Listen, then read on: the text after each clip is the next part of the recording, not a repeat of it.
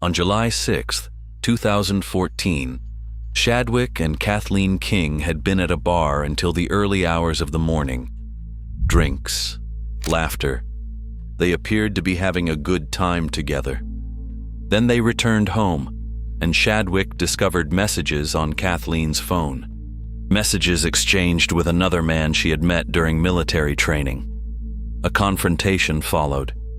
By this point, it was shortly after 5 in the morning, and daylight was beginning to break. Then, according to Shadwick, Kathleen went out for a run. By 6:38 a.m., Kathleen was dead, her body positioned across a railway track near the family home. But it appeared that Kathleen had not run to the place where she was found. The ground was muddy, yet her running shoes were clean. And according to medical experts, Kathleen was already dead when her body was placed on the track. They concluded that she had been strangled and suffocated. But who had killed her? Had Kathleen been attacked by a stranger? Or was her husband responsible? To investigators, Shadwick was the most likely suspect. He had confronted Kathleen shortly before her death and claimed to have seen her leave the house alive. So he appeared to have motive, means, and opportunity. But the case against him was circumstantial. There were no eyewitnesses and no direct forensic evidence placing him at the railway. Detectives now needed to examine his account one detail at a time, searching for contradictions and waiting for his story to begin falling apart.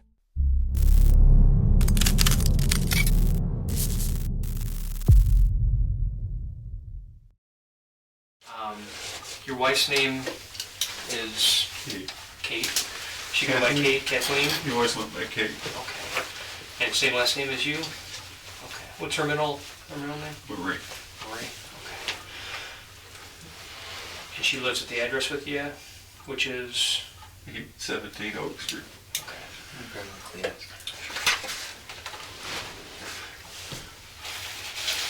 You can set it there if you want.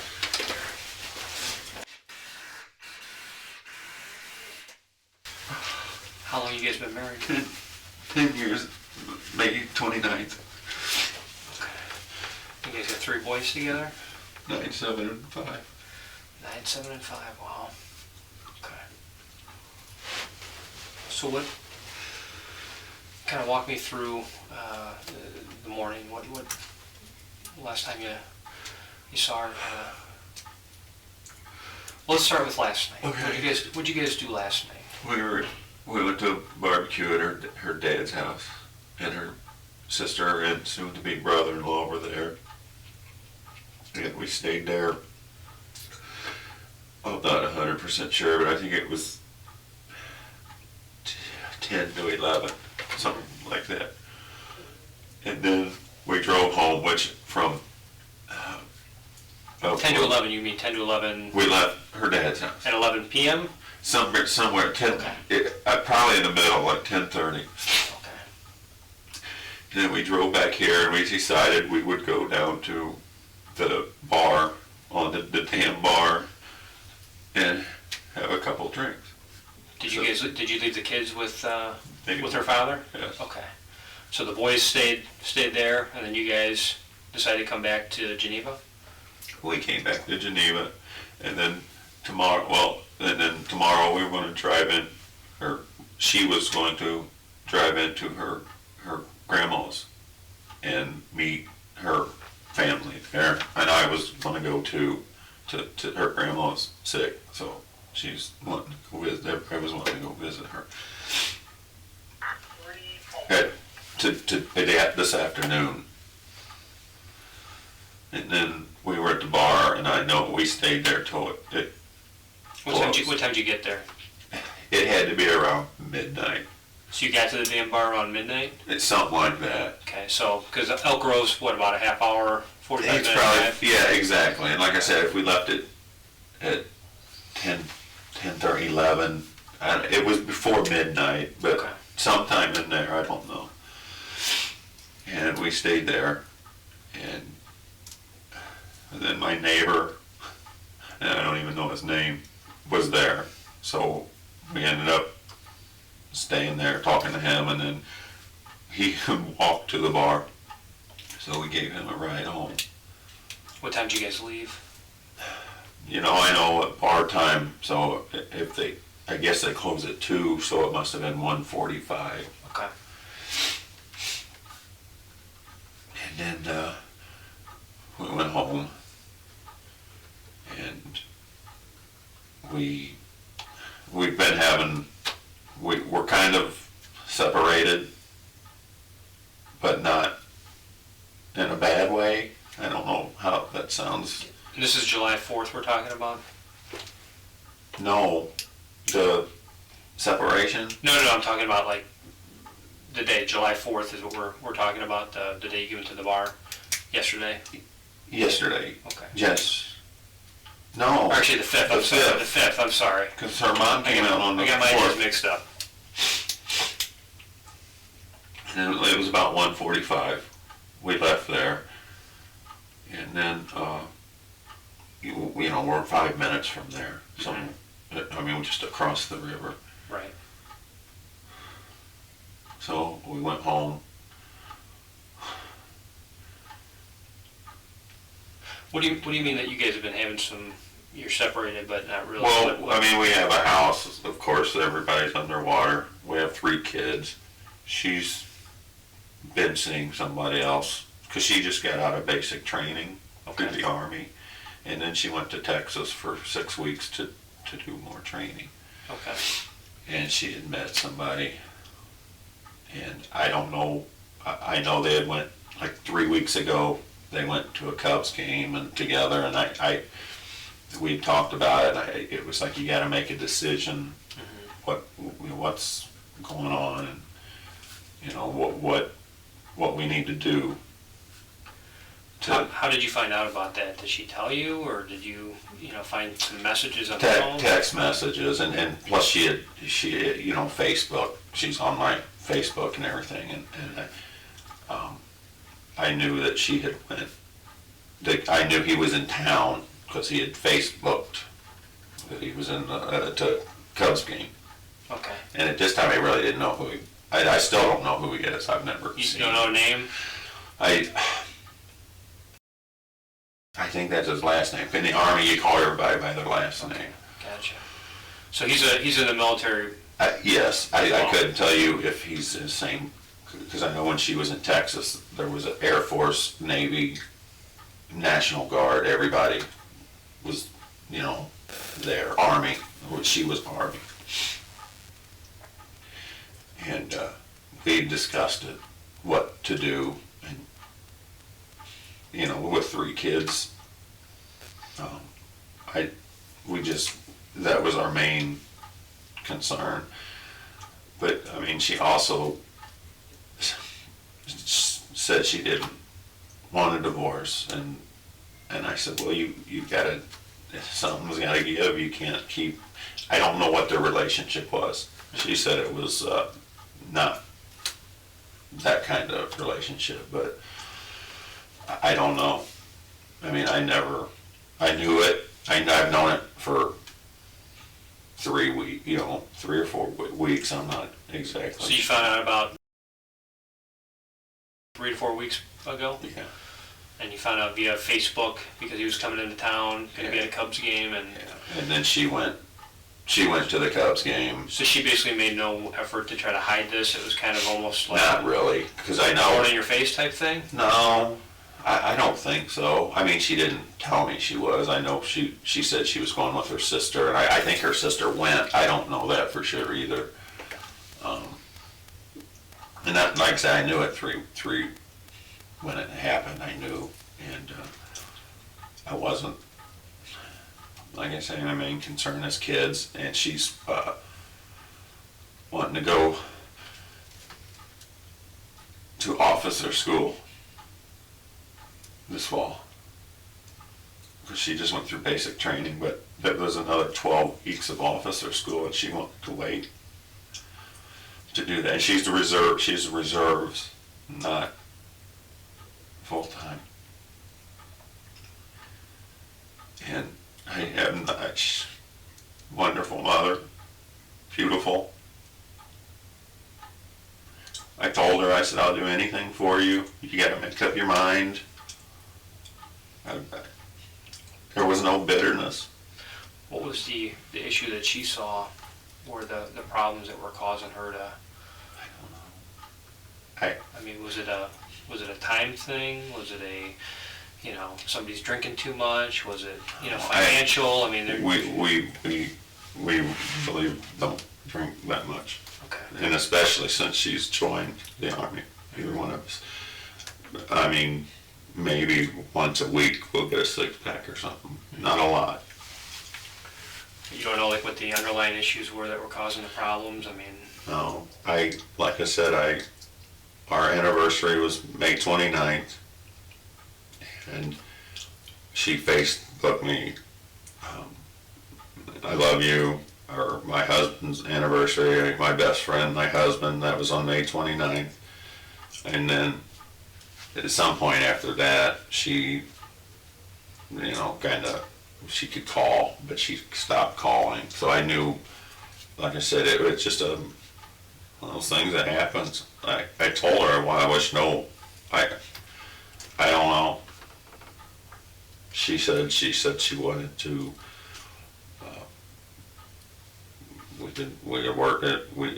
she didn't want a divorce.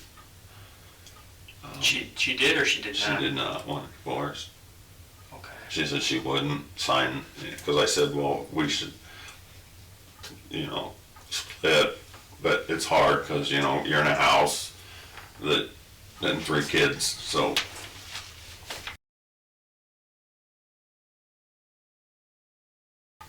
Are you working right now? I took a leave of absence from my job when she joined 4 months ago. Okay. Because with 3 kids. So you put your career on hold so she could go do her thing and you could be kind of Mr. Mom? Mr. Mom for 4 months. Oh. I do insurance claims for corporate and international moves. And I took a leave of absence, and then she didn't really want me to go back because of with what daycare costs. It's like with daycare and the after-school program's expensive. It's like $500 a week daycare. So she didn't even want me to go back to work. So she didn't mind that she was supporting. Was she supporting the family with her income from the military? Is that? No, she's a manager for Savers and SVI Incorporated. What is that? I'm not familiar. It's the world's largest thrift store chain. Okay. So like secondhand stuff that. Yeah. So she manages. Like, are there multiple ones throughout the country, or? Oh, yeah, I think there's 300 of them. So she's kind of higher up on that food chain and manages a bunch of different ones, or she's No, one in just particular? one. The one in, I think it's Streamwood or Carroll Stream. I'm pretty sure it's Carroll Stream. It's off of Gary Avenue. Okay. How long has she been there? A couple years. She graduated. She went back to school and got her master's degree, and then got back in the workforce, and she was definitely looking to start sending out resumes. And plus she was, tomorrow she's supposed to pick up her new car. She's purchased a new car? She was supposed to go in and fill out the paperwork. It was done. She just they were going to call her tomorrow to come and sign the papers in Naperville.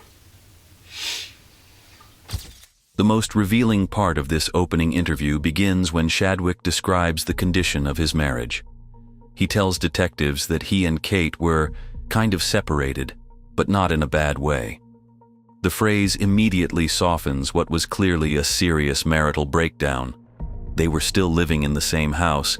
Kate had developed a relationship with another man, and Shadwick had already confronted her about the future of their marriage. Yet, rather than describing the situation as hostile, painful, or unstable, he presents the separation as almost casual, separated, but not in a bad way. Psychologically, this could be an attempt to distance himself from one of the most obvious motives investigators would consider: anger over rejection, infidelity, or the possible collapse of his family. But as Shadwick continues speaking, his description becomes increasingly difficult to reconcile. At first, he states quite plainly that Kate had been seeing somebody else. That wording normally suggests a romantic relationship. He explains that he discovered messages, knew the man had traveled into town, and knew that Kate had attended a Cubs game with him. Shadwick had even confronted her and told her that she needed to make a decision about what she wanted. But only a few minutes later, he retreats from the certainty of his original statement. He now says that he does not know what the relationship was. According to him, Kate claimed that it was not that kind of relationship. In other words, she appears to have told him that the man was merely a friend, or at least that the relationship was not romantic. This is not necessarily a direct factual contradiction. Shadwick could have believed that Kate was romantically involved while also acknowledging that she denied it, but his language repeatedly shifts depending on what is most convenient at that moment. When explaining why the marriage was in trouble, Kate was seeing somebody else. When discussing how he felt about it, he suddenly could not be sure that anything romantic had happened. That distinction matters. By acknowledging the other man, Shadwick appears open and cooperative. By claiming uncertainty about the nature of the relationship, he reduces the amount of jealousy, humiliation, and anger investigators might reasonably attribute to him. He then reinforces that image by repeatedly saying that his main concern was the children. Again, concern for the children would be entirely normal, but in this context, it also functions as a form of emotional redirection. Instead of describing how it felt to discover secret messages or learn that his wife had met another man, Shadwick moves away from his own emotional reaction and focuses on being a responsible father. The implication is that even if Kate was becoming romantically involved with someone else, Shadwick was not consumed by jealousy. His concern, he wants detectives to believe, was simply what would happen to their 3 boys. This becomes even more difficult to accept when he later reveals what he said to Kate. Shadwick tells detectives that he suggested they should split. He then explains that separating would be difficult because they shared a house and had 3 children. This creates a clear tension in his account. If he genuinely believed that Kate's relationship might have been nothing more than a friendship, why was he proposing the end of their marriage? Suggesting separation indicates that he considered the relationship, or at least Kate's emotional withdrawal from him, serious enough to threaten the marriage. That does not necessarily mean he knew with certainty that a physical affair had occurred. A spouse can propose separation because of emotional betrayal, secret communication, dishonesty, or loss of trust without possessing proof of a sexual relationship. But it does show that the situation affected him far more deeply than his calm description initially suggests. His own words reveal a marriage under substantial pressure. Kate had stopped calling him as frequently. She had been communicating with another man.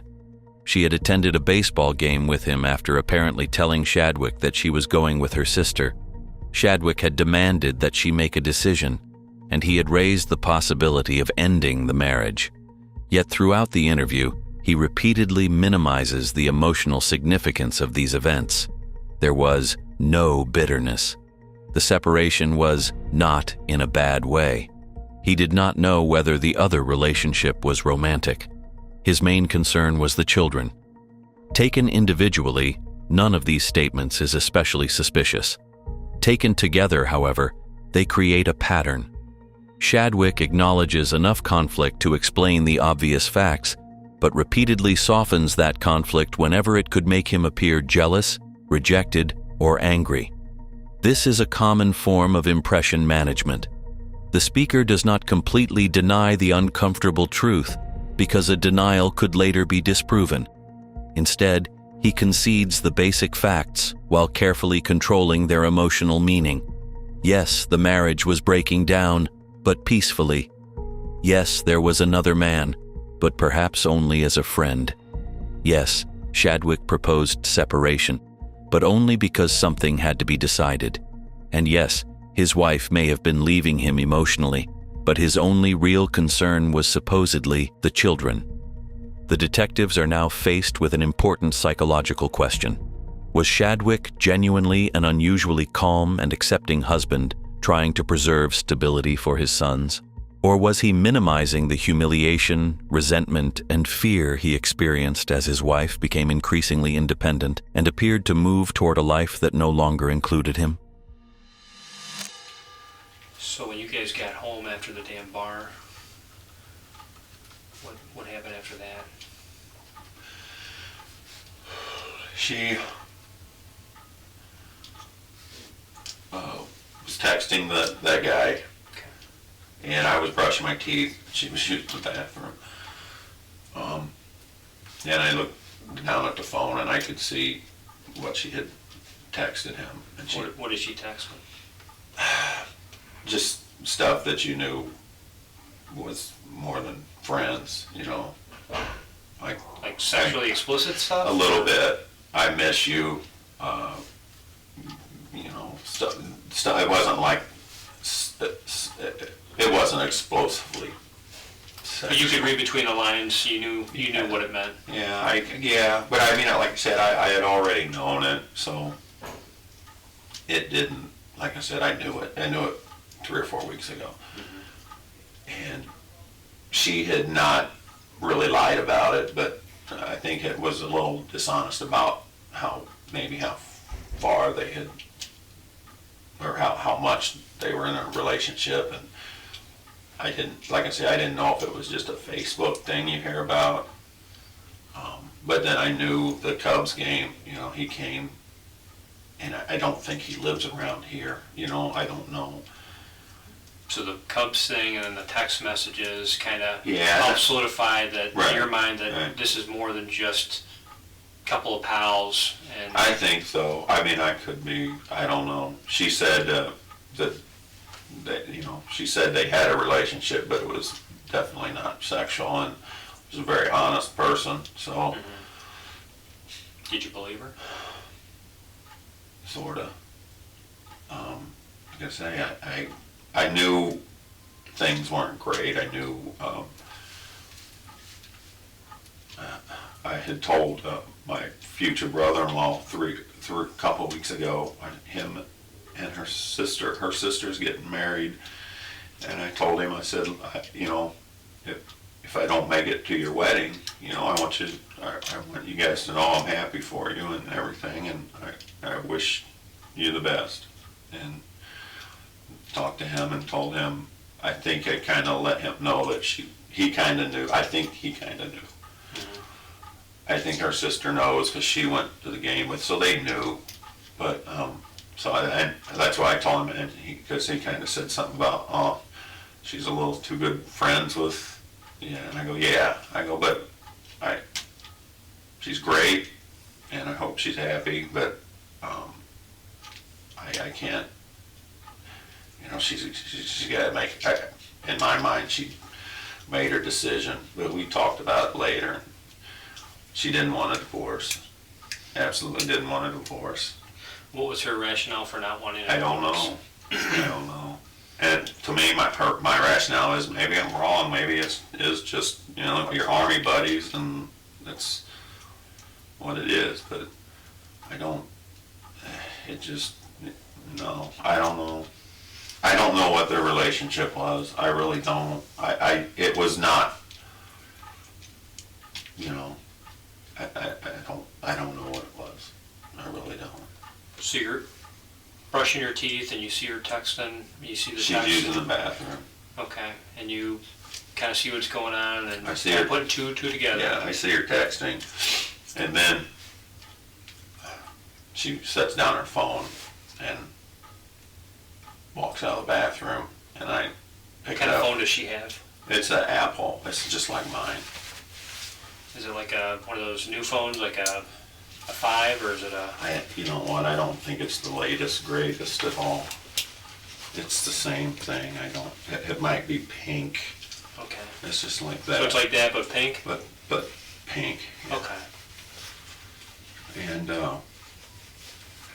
so I looked at the text, and then Did she let you look at the text, or did you just pick up the I phone? just picked up the phone. Did she try to No. keep you from looking, or No, so she didn't do she anything? didn't pay attention. Like I said, she didn't even really pay attention. So I looked at the text, and then I read it. Like I say, it wasn't super explicit, but it was enough, so that I texted the guy, leave my wife alone or something, that was about it. And then Did he reply back to you?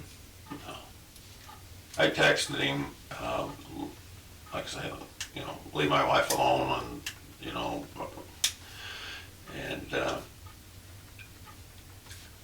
and this is about,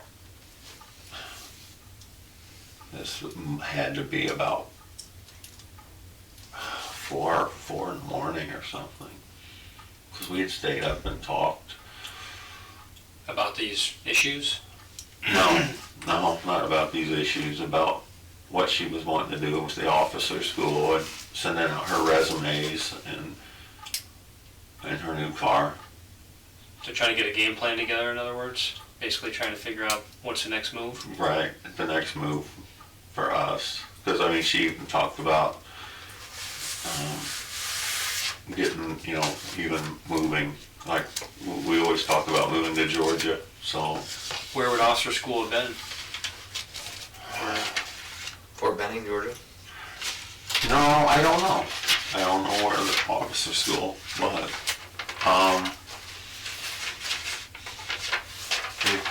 It could have been back in Texas, or it could have been Fort Leonard, but in Missouri. Something like that. But we weren't, like I say, we discussed moving to Georgia, but it would definitely been after the officer school. So how'd you guys leave the conversation? You guys had the discussion about it, and then what? Well, like I said, it was probably close to, and I don't know for sure, but it was probably pretty close to, the sun was coming up, definitely, so it was 5 in the morning or so, and we, something like that, 5, and we were sitting there talking, and we both were drinking Gatorade, trying to hydrate. Did you guys drink a lot at the bar? No, she can't drink very much, because, she hasn't drank in 4 months, so. They don't let you drink in the military. They tend to frown upon that. Yeah, well, she said they let the Air Force. I don't know what that means, but. So they let the Air Force. You're trying to hydrate. Yeah, and we're talking, and then, when we got home, we have a dog that's mostly an inside dog, but she has a run outside, so when we got home, I let the dog in. That's when we got home from the bar, because we didn't go home before we went, so I let the dog in, and then it was, I don't know, the sun was up, and then I took her back out so she could use the bathroom, because she's used to using the bathroom first thing in the morning. And then, like I said, after the text thing, everything was, pretty good. And then she's an avid runner, and I've actually been running with her a little too. I can't keep up with her, but she loves to run, so she said, I'm going to go for a run, but, and I don't know if it had to be between 6 and 7, I guess, something like that. So where does she normally run? She usually, Because you've gone with her running before? Yeah. Does she have a set path? Pretty well. She either runs, most of the time she runs from our house, which we live on a curve, so she walks that curve and comes up to it. There's a street, and then she runs that way. I hate to sound like this, but she runs there's like a walk, and then it goes under the road there and goes down by the water treatment plant. Okay. And that's because she knows she did the measurements, or GPS'd it, so it was 1.5 miles to the river and then 1.5 miles back. And she liked to run that. Sometimes, if it was, she would run it at dark too. Sometimes she would go down to the park, but she didn't really, she would if she only wanted to run for a mile, because she didn't like running in a circle, she said. She didn't like running in a circle as much, because in the military it's pretty well point A to point B, you know, and she preferred the point A to point B. So she was in shape. She pretty tough after the military too. Oh yeah, she was very strong, very fast. Okay. So when you guys are talking about this whole officer school thing, and you're encouraging her to do this, and this message kind of comes into her phone, and you're kind of reading between this. Even through all that, I still told her I think it'd be, you know, whatever is going to happen between us, I think you still should go to officer school. I think it would be great for your career. And she didn't really love her job. She didn't mind it. She liked the people she worked with. I know she said she liked the people she worked with. So This section begins with a significant change in Shadwick's account. In the earlier interview, he repeatedly claimed that he did not know whether Kate's relationship with the other man was romantic. He even emphasized that Kate had described it as not that kind of relationship. But here, Shadwick admits that after reading her messages, he could tell they were more than friends. The messages may not have been explicitly sexual, but Shadwick says they were clear enough that he could read between the lines. He then used Kate's phone to message the man directly, telling him to leave his wife alone. That response is important because it reveals how Shadwick actually understood the situation. Whatever uncertainty he now expresses to detectives, his behavior that morning shows that he viewed this man as a threat to his marriage. Yet almost immediately, Shadwick begins minimizing the significance of what he discovered. He says that he had already known about the relationship for several weeks, implying that the messages did not affect him very much. He also describes Kate as a very honest person and repeatedly returns to the possibility that the relationship may not have been sexual. This creates a familiar pattern. Shadwick acknowledges the facts when he has to, but then softens their emotional meaning. He admits that the messages confirmed something was happening, but insists that he was not certain what it was. He confronts the other man, yet continues suggesting that they might have been nothing more than army friends. The detectives test this carefully. They do not directly accuse him of jealousy. Instead, they agree with his interpretation and allow him to explain it. By saying that the messages and the Cubs game must have solidified the relationship in his mind, they give Shadwick an opportunity either to acknowledge his anger or continue minimizing it. He chooses to minimize it. Even when detectives ask whether he believed Kate's denial, his answer is only sorta. He then explains that he had already warned relatives that he might not attend an upcoming wedding because of the condition of his marriage. This indicates that the breakdown was not minor or temporary. Shadwick believed the marriage was unstable enough that he might no longer remain connected to Kate's family. He later makes an even more revealing statement. "In my mind, she made her decision." That sentence carries far more emotional weight than most of his earlier answers. It suggests that Shadwick believed Kate had already chosen the other man, or at least chosen a future that did not include him. But once again, he quickly retreats. He says Kate did not want a divorce, and returns to claiming that he may have been wrong about the relationship. This constant movement between certainty and uncertainty appears to serve a psychological purpose. When explaining the condition of the marriage, Shadwick describes clear betrayal. When explaining his own reaction, he presents the situation as uncertain and emotionally manageable. The most difficult part of his account comes when he describes what happened after reading the messages. According to Shadwick, he and Kate did not spend the night arguing about the other man. Instead, they calmly discussed her career, officer school, possible job applications, a new car, and even the possibility of moving to Georgia. That is possible, but it is difficult to reconcile with the circumstances he has just described. Shadwick had discovered messages confirming that his wife was emotionally involved with another man. He had taken her phone and confronted that man himself. He believed Kate had already made her decision about the marriage, yet he claims that the remainder of the night was spent peacefully planning their future together.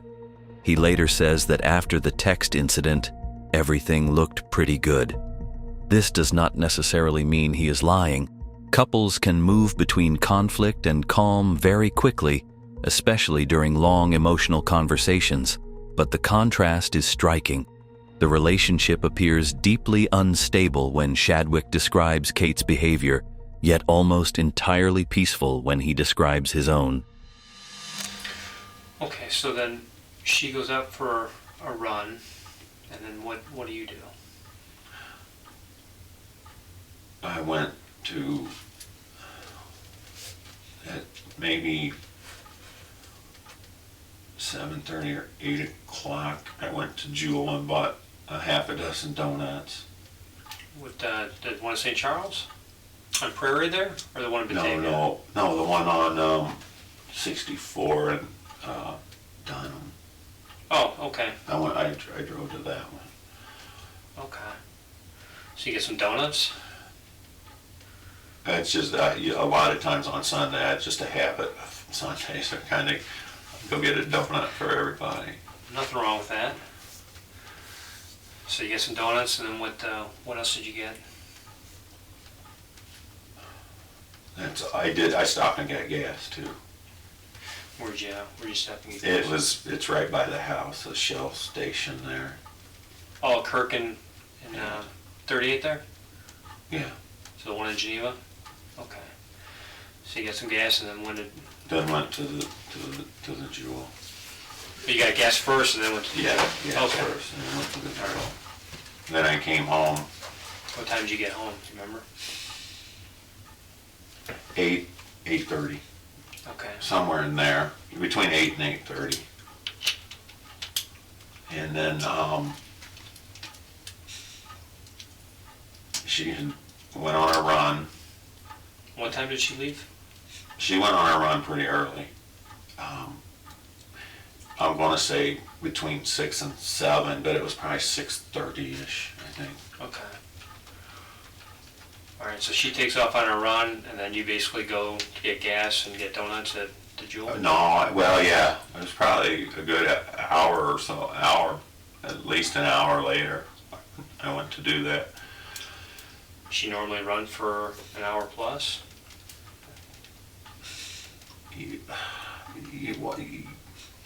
Yeah, it's not that uncommon if she...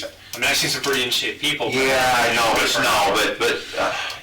it's one of those when if you run down by the river, mm-hmm. and then there's the park there and everything, and I mean, she would be gone for more than an hour. I mean, it's not like she was running for more than that, but she would go to the river, and then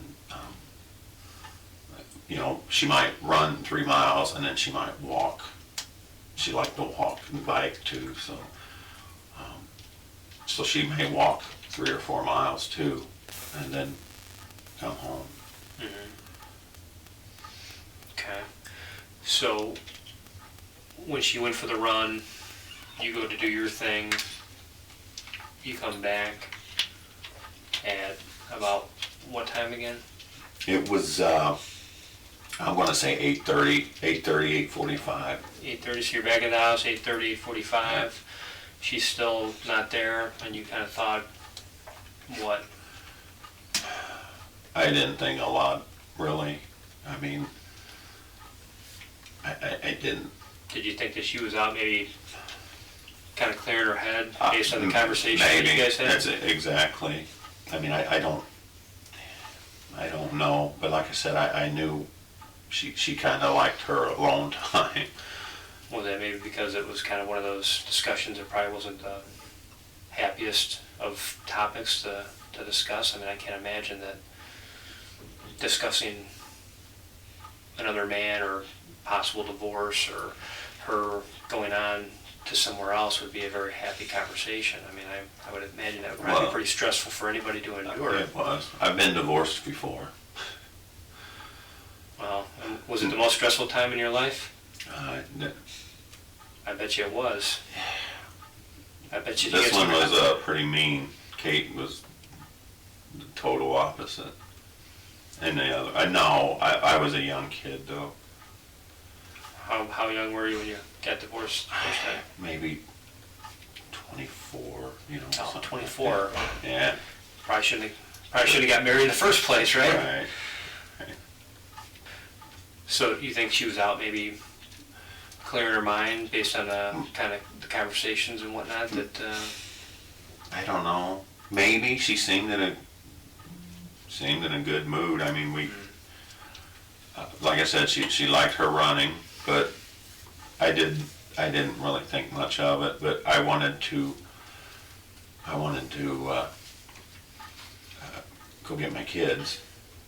Okay, so So I maybe again maybe 9 o'clock. I left to go get the kids. okay, up in Elk Grove Village. Yeah. Okay. And then when I got there, they weren't there. So then I drove. What time did you get there? Do you remember what time you arrived in Elk Grove? It had to be 9:30, 9:45, That you got there? Okay. something like that. Because then I drove into her grandma's. Because they were going to, her dad going to go in there because her grandma's sick. And so I drove in there, and they weren't there either. So when they weren't there, you thought Grandma's is the next best place to go? Well, I or- did, yeah, because they had talked about going there. Okay. And I didn't have her dad's phone number. I don't know why I didn't have his phone number. You guys been married 10 years? Yeah. And I, new phone. Oh, it's a new phone? Yeah, it's like 2, 3 weeks, 4 weeks. What's the number on that phone? What is it? You know the number? No. You don't even know? I don't know my number. I don't know. 630, yeah, I think that's right. But nobody called, and when I got there, her dad had got to call, and I'm like, I don't know. And then they wouldn't tell me anything. So you got there, and what happened when you got there? I got there, I was going to get my kids, and he goes, So let me just kind of back so I understand correctly. So you go there originally, and they're not there. They're not you there. go to the house, not And there. rang So the you go. doorbell. I'm going to Grandma's house, thinking that maybe everyone went over to Grandma's. when they were supposed to. Okay, so you go over to Grandma's house. You make contact with anybody over at Grandma's No, house? I rang the doorbell twice. I seen her car was in the, parked, it's a condo, so I seen her car. Okay, it's Grandma's car? Yeah. Okay. And then, it's a brown Malibu. And I rang the doorbell twice, but she's pretty sick, going through chemo, so I figured if they were there, because there were other cars there, and I didn't know what her dad's girlfriend drove exactly, so, but I didn't want to keep ringing the doorbell because I knew she was sick, and I knew if they were there, they would have answered, and more than likely it wouldn't have been all closed up, so I got back on 90 and went back to his house. And Where does the grandma live in relation to, she lives on Lawrence and Cumberland. what city is that? Is it Chicago. still, it's Chicago, so you went from Elk Grove to Chicago. Which isn't too bad because you just hop on 90 right there, but it's all under construction, so It's about how long does it take to get from one to the other? Half hour? maybe, yeah. Okay. So it's a half hour there to Grandma's house, no luck, and then you decide to go where? I went back to her dad's house. Okay. I drove back by there because I would be going through there to go home anyway, and I thought, well, if they're not there, she can pick them up this afternoon, because she was wanting to go in and see her grandma anyway. But it's Sunday. It's kind of the day I like to do things with my kids, you know. What was the discussion in terms of with the kids? I mean, obviously kids are kind of one of those things where there's usually some definite plans that are laid out. Obviously her father is going to agreed to watch the kids, you know, for the night. So what exactly was the agreement between them and you guys? Well, the next day, So today they wanted to, they had discussed going into her grandma's house, because she's been going through chemo. So there was the discussion to do that. And that was about the end. Like I say, I went in there because I thought they might be there, but they weren't. Well, I guess, you know, in terms of if I drop my kids off somewhere, there's usually, you know, there's an agreement, you know, I'm gonna come pick them up at this time. Well, or, you know, we'll be back at this time. I mean, you can't just drop your kids off and be like, you know, usually there's some kind sometimes of he discussion. calls and we meet halfway or something, so. So what was said? I mean, the boys are there. There has to be some kind of conversation about the children and everything. I mean, it just seems. Like I said, all I know is Kate had thought that, you know, she would call her dad and we'd go get him, or we'd go into her grandma's house. Okay, so you and Kate were supposed to pick them up together. Yeah, pretty well. And that was supposed to be about what time? There was really no set time. But I mean, okay. I'm just trying to understand, because if I'm going to drive all the way to like Elk Grove, I'd like to know that they're there. The reason I did drive to Elk Grove in the first place is because I knew that the grandma thing was going to be much later in the afternoon. So there was a set plan that's... Sort of. I don't know if anything was written. I think it was going to be done through phone calls. But like I said, it was Sunday. It was early. I'm going to go get my kids because I wanted to take them on a bike ride and stuff. So you've been kind of stay-at-home dad? A little bit, yeah, for 4 months. I mean, before that, I worked full-time a lot, probably more than 40 hours a week. How difficult's that been for you? It wasn't difficult. It wasn't always easy, but I wouldn't say it's difficult. But I wouldn't say it was hard. I wouldn't say, I tell you, I have a lot of respect for single parents raising kids. Toughest job in the world. It isn't easy, but I mean, it certainly wasn't something I regretted or thought was horrible. You're basically taking care of 3 children, one of whom They're obviously requires a lot more care than... They're pretty self-sufficient. Mm-hmm. Really, they are. The 9-year-old's really good, helping everybody out. So yeah, it wasn't a bad thing, but I certainly was. The 5-year-old at the end of the summer will start going to school, so that was really going to cut down our daycare costs. Because his daycare was kind of the most expensive. Because I think his was like $280 a week, and then when he started school, which was kindergarten, but you can still get into programs, so it would have cut way down on that.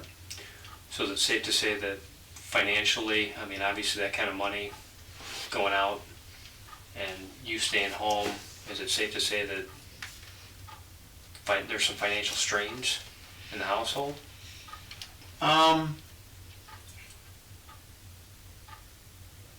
Yeah, it wasn't always easy. That's for sure. But I think everybody has financial strain. But yeah, we did. Is that one of the things that you and Kate that come up in terms of? No, like I say, other than her wanting to pad her resume and get a better job, that certainly we talked about. The whole Georgia, and she had looked into things. So, like I said, I think she was kind of excited to go to officer school, and a little nervous because she said it's like they say it's basic training on steroids, which I didn't think for officers would be as hard, but that's what she said. And she could have done it too. She would have done it. I have no doubt. Were you a little bit nervous about her completing that and moving on with that other guy? I mean, just. I mean, we had actually discussed, You know. well, she would never leave her kids, but Well. we had discussed, it, at points we had discussed if she moved, or if, I made the joke, if you moved without me, which was kind of not a joke, but halfway a joke, that, I wanted the kids for the summer. And, because, I didn't want to hold her back. If she got some great job in Georgia or something, I wasn't going to hold her back, and because I know you can't. I think it's difficult to take your kids over the state lines, if you know what I mean. I'm not positive how it all works, but I know it's not easy. But I had already said if that happens, that I want to have them for the entire summer, and then we'll work out what to do on the holidays. So I mean, there was. What did she say to that? I mean, summertime's kind of like the time that most people want their kids. That's when all the fun stuff is. She just kind of laughed at it. Like laugh, like joking, like yeah, right. Yeah. Nice try. Yeah. Shoot for the moon, but. Well, no, I don't mean that. I mean, like I said, like, we're not getting divorced. You're not, we're not going to do that. And I said, well, I don't want to. I go, but, if you're having a relationship with somebody else, we got to work it out. Mm-hmm. And I said, I know you're a realist too, so let's see what we need to do here. Has she ever done anything like that before in the past in terms of stepping out of the marriage? I don't think so. She's very loyal to everybody, and she Except you, right? I don't know. I think she was very loyal to me. I don't know what happened. What do you think made her kind of change her? I don't know. I think maybe, I don't know. Maybe somebody made her laugh. Maybe, I don't know. I really don't. I don't. And like I said, I don't know what their relationship was. I really don't. But I knew she had, I knew it wasn't totally honest. And like I said, that's why I told her brother, soon-to-be brother-in-law, if I don't make it to the wedding, and I wish you guys the best. I really do. Mm-hmm. And so you kind of foresaw that there was probably going to be some issues where you were going to be painted out of the picture? At the time, that's right when she went to the Cubs game with the guy. And I think she went, and I think her sister was there. Was that recently? Yeah, what 3 or 4 weeks ago. 3 or 4 weeks ago? Well, it could have been 4 weeks ago, but it's I want to say 3 weeks ago, almost 3 weeks ago, and it was on a Sunday or Saturday.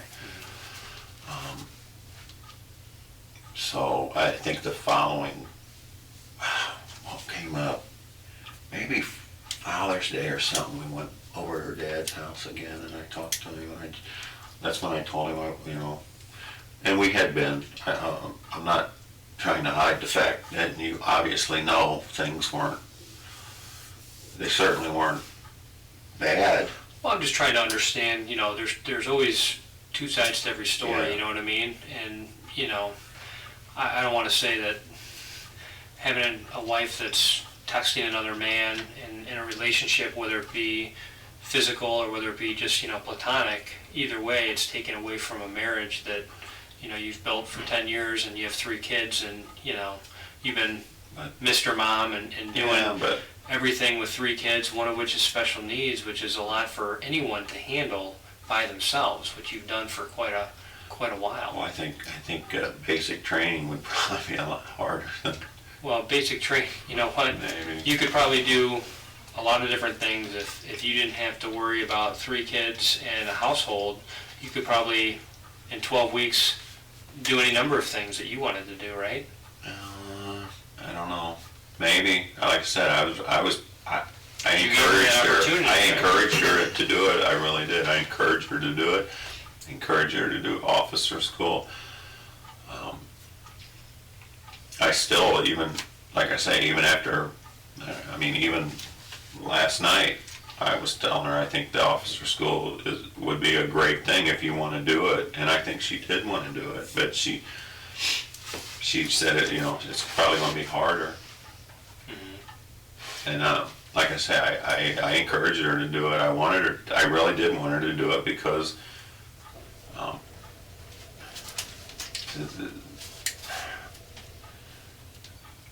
don't know. If she wanted to do it, I encouraged her.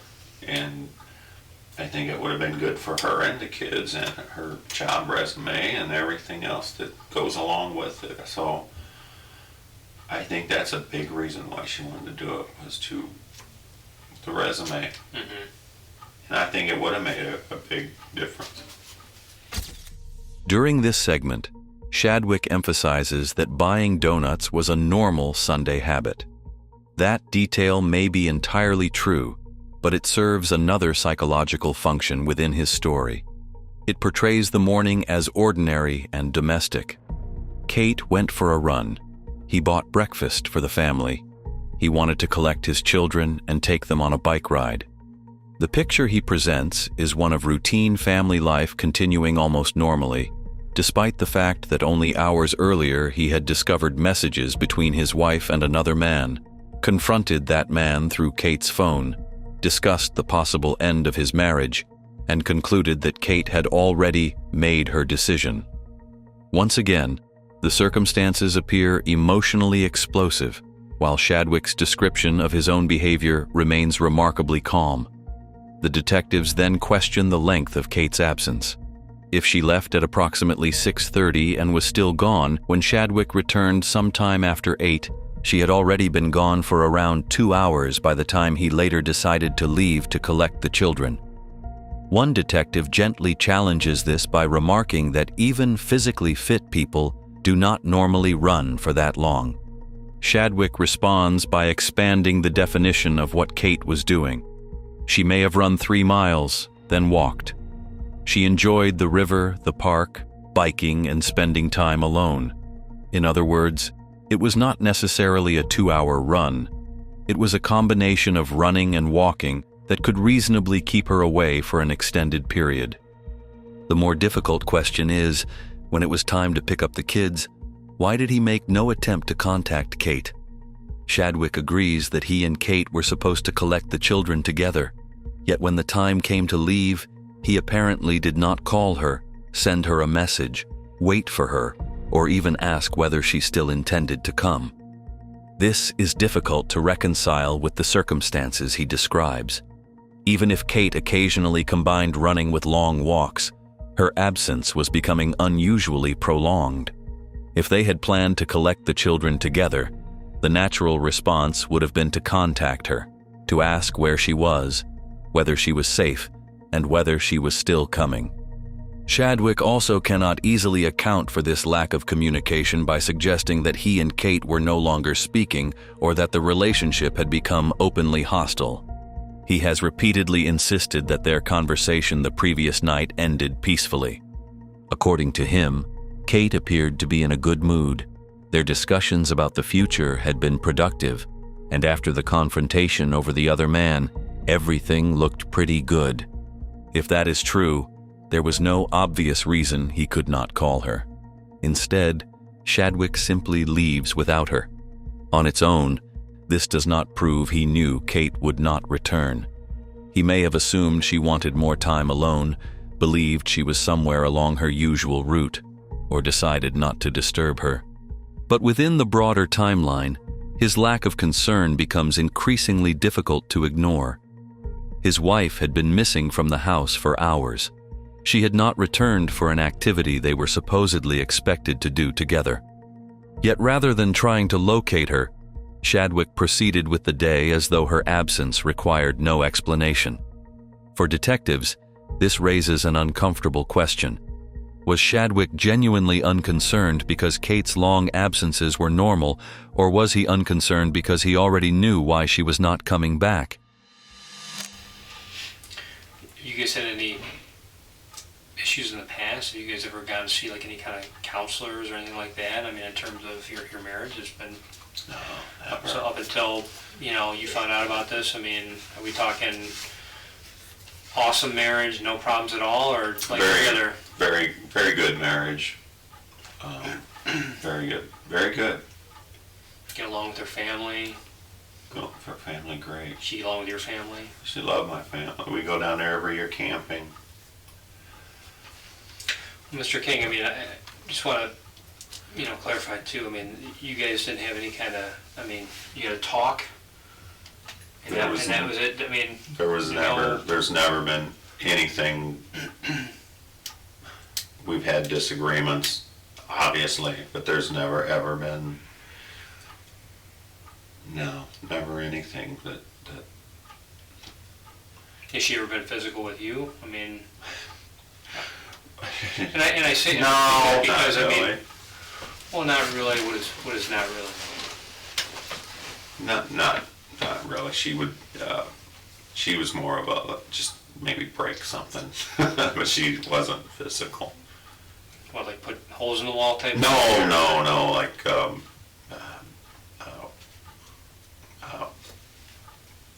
I collect like some old pottery, and she might. Years ago, I think back before we been married, she broke. She's not violent at all. She wouldn't. Not saying she couldn't handle her own, because I know she could, but.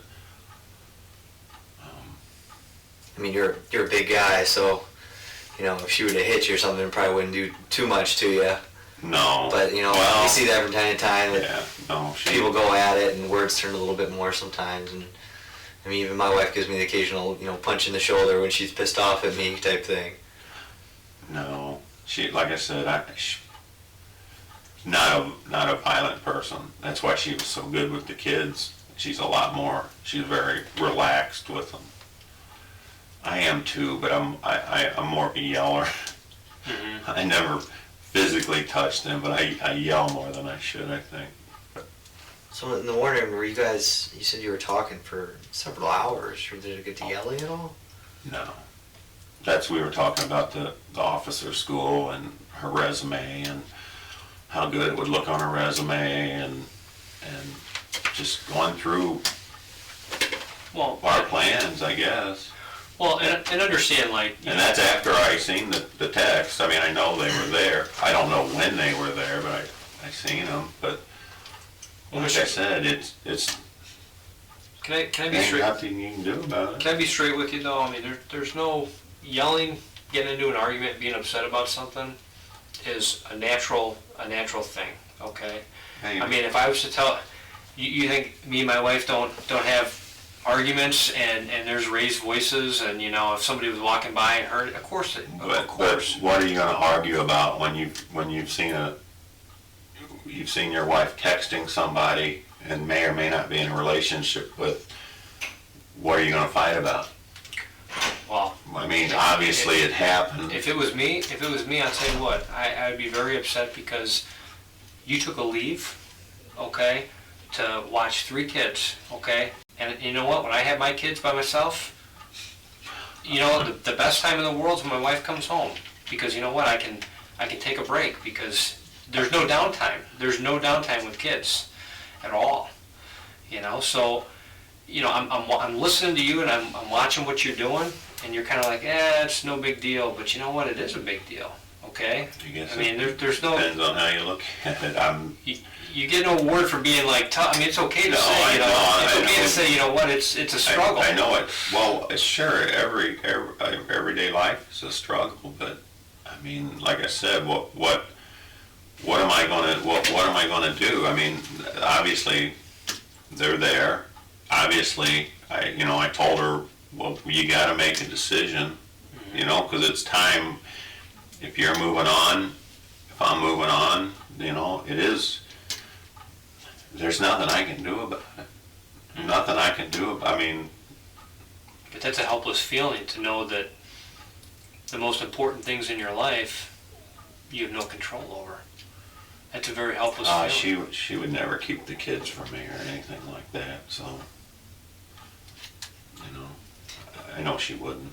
I mean, you sold yourself to the fact, I think, that there's nothing you can do about it. She's emotionally moved on. Have you moved on? Have you found somebody else? No, absolutely. I haven't found anybody else. Absolutely not. Are you looking? No. But have you Never. moved on and said, you know what? She's not in this, I'm not in this. Yeah. Emotionally checked out. In other words, you know what?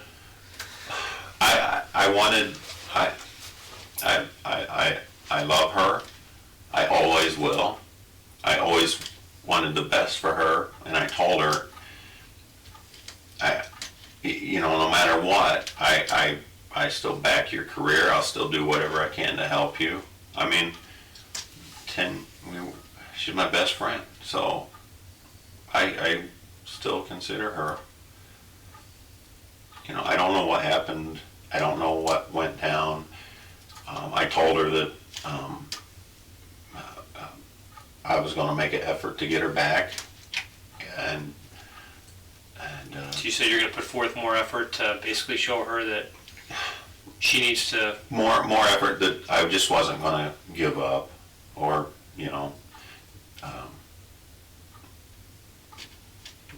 I wasn't going to walk away. Nothing wrong with that. Yeah, I mean, until she told me it was time to leave, I would stay there and help with the kids, or I don't know if I could have stayed there, but, maybe, I don't know. Would it change it in your mind? I mean, if she was having a sexual relationship versus a platonic relationship, would one kind of be like, no way in hell, I'm leaving, versus... I don't know. I think if you're in an emotional relationship, either way, it's probably kind of, not good for the marriage. So I guess you just, I don't know. Like I say, you move on. You get on with your life. There's nothing you can do about it.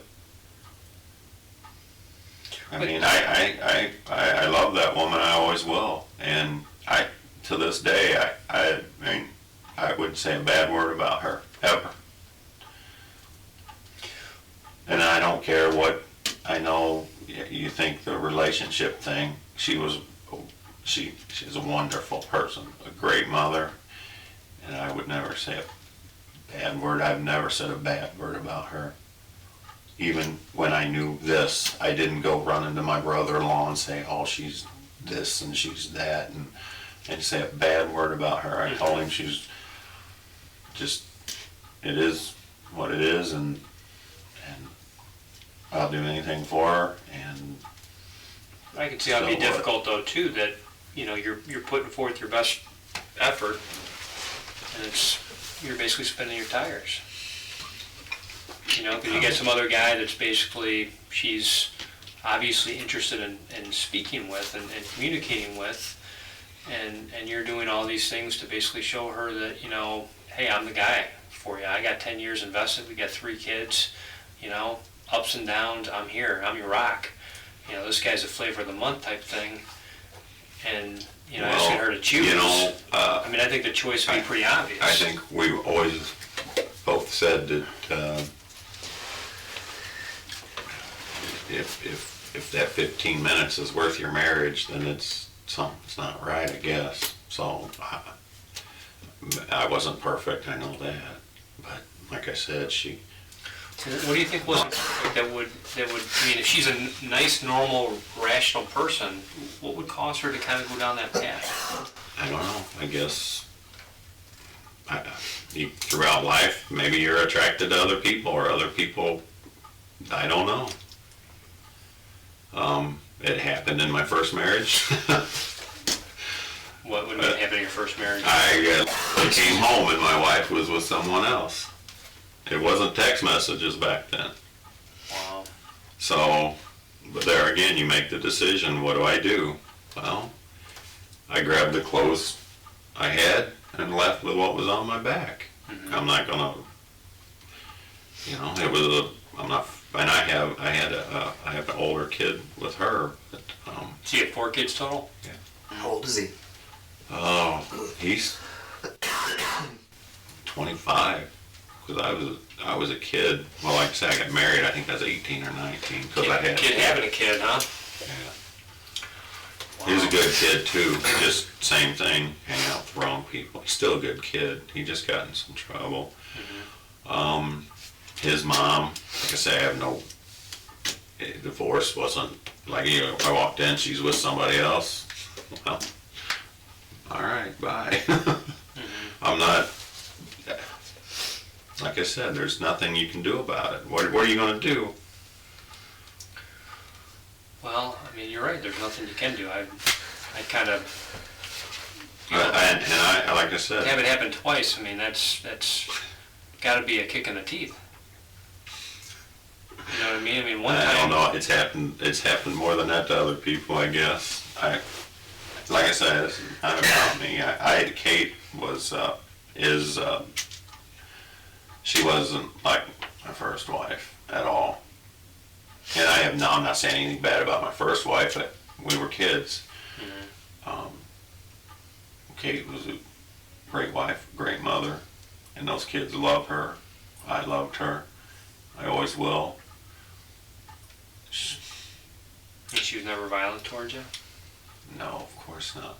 She joked around about it, even at the bar last night. We were talking to some guy in the Air Force, and she goes, "I think I could take you." Mm-hmm. And you didn't go run. You didn't go run with her or anything like that this morning. No. Okay. I was just kind of thinking, I kind of wish I had your attitude about a lot of this stuff, because I must let things get to me quite a bit, because you've got a lot going on in your life and you seem pretty okay with it. You've been around. I'm not okay. It hurts. Believe me, I've had sleepless nights worrying about what's going on. Absolutely, but there's not much you can do about it. There really isn't. I don't know what. You can get mad about it, but what's that going to do? Like I said, I went through my first marriage. Mad doesn't help do anything. Mm-hmm. I'm not a kid anymore. I guess you pick your battles, or you just don't. I wouldn't think of you as a yeller if you hadn't have told me that. My kids, spend the day with them. That's what I mean. 3 kids and all that work and you got to yell, you got to discipline, and it's from the time they wake up, which is probably 6:30, 7 o'clock, to the time they all go to bed, which is probably 8 o'clock maybe, if you're lucky. Yeah, lucky. And then you get a little bit of time to yourself, and by that time you're so damn tired that you're passing out asleep. I mean, that's a full day's work, so you're basically working, 16 hours a day, essentially, and then sleeping for 8, it's constant. I mean, that's a tough job. It's a tough job. You need a partner. You need somebody to help you. I don't know if that's a tough job. People do it every day. My neighbor lady's got 6 kids, and she does it every day and works. Well, so it's not. I wouldn't. Well, I guess you could always say, everything's relative. There's people that deal with a lot more terrible things than we'll have to deal with, but it still doesn't negate the fact that it's a difficult thing and something that I think that any normal human being would, it begin to wear on them after a while, especially over that long of a period where you are, you're on leave, you're in that home, and you're basically confined to that home, essentially taking care of those kids and doing everything that you need to do to make sure that house stays afloat, for all that time she's gone, and then she comes home, and she's got a flavor of the month, guy that she met that, she had all this time to probably hang out with and spend time with and this and that. I'm sure that's how it happened. And here you're just with somebody constantly. Exactly. And here you are going, well, I got these 3 kids. We're married. I'm sitting here every day dealing with these kids. trying to raise them so they're productive members of society. I'm trying to put food on the table. I'm making breakfast. I'm making lunch. I'm making dinner. I'm reading stories at night. I'm helping out with homework. I'm doing all this stuff. I took time off of my job, put my career on hold so that you could enjoy, what I thought was a good move for you. And then you come home and you slap me in the face with a disrespectful, text messages and relationship with another man. And you want me to think that's just like water off a duck's ass? No way. I wouldn't. No way. I wouldn't change it again, no matter if No I way. knew what the outcome was going to be. Because if it's going to happen, it's going to happen. Doesn't if it could have been 5 years. Who knows? I don't know. But like I said, I wouldn't change anything. I'd still, like I say, I still wanted her to go to officer school. Mm-hmm. I was going to stay home with the kids then. What do you do now? I do claims. I work for Ackerman's. We do mostly insurance claims. How old are you? I'm 47. 47. Okay. Wow. And Kate was 14 years older than her. And just taking notes here, I was just, a couple things here. Did you sleep at all last night? Maybe an hour. Maybe like an hour? Yeah. From when to when do you think? 5 to 6, if Okay. that. Because at 5, I think, is when when they broke to the, 5 to 6, because she went running at 6 to 7, so, Okay. yeah, not a lot. Okay, and the times that she normally would go run, because obviously she's been home for a little while, so I would imagine that there's got to be some kind of routine. Runners are kind of like Well, creatures of habit.